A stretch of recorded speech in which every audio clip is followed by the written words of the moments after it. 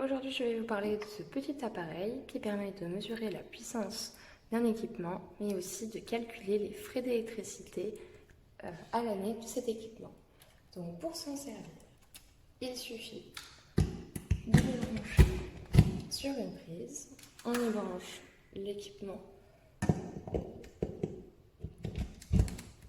Donc moi j'ai choisi une lampe avec un interrupteur réglable en intensité.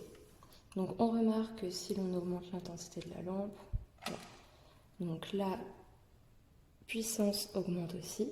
Juste en dessous de la puissance, on peut voir apparaître le coût, les frais en euros d'électricité que l'appareil aurait consommé en un an s'il était resté allumé toute l'année. On peut ensuite, en appuyant sur le bouton 7 et fonction simultanément, régler le coût du kilowattheure. Donc le prix du kilowattheure va dépendre de votre fournisseur d'énergie. En général, il est disponible sur Internet, vous pouvez y avoir accès très facilement.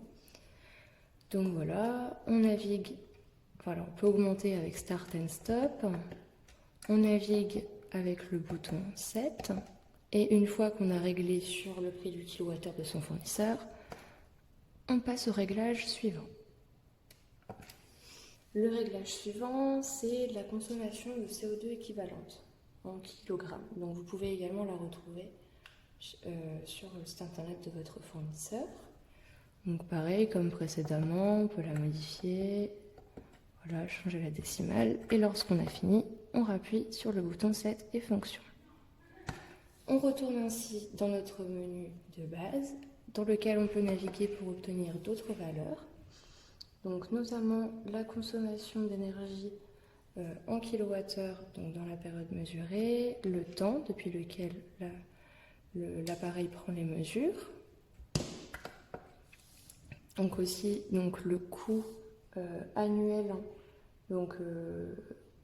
qui va se modifier au cours du temps, le temps également en dessous, le coût, donc l'émission, la consommation de CO2 équivalent en kilogrammes, le volt, voilà, la fréquence du réseau, donc des données purement électriques, les ampérages, voilà. Ensuite, la puissance réactive, le déphasage, ça ce sont des données purement électriques.